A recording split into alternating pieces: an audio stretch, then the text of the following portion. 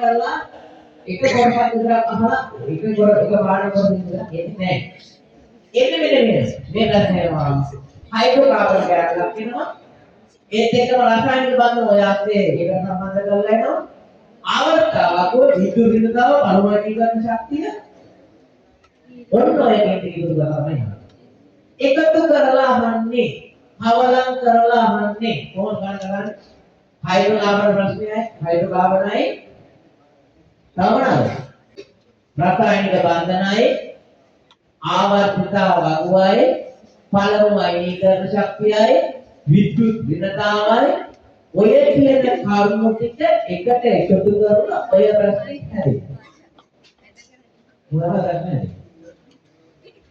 ඔය ඒ ප්‍රශ්නේ හැදෙන විදිහට අවශ්‍ය ටිකම කියලා තියෙනවා.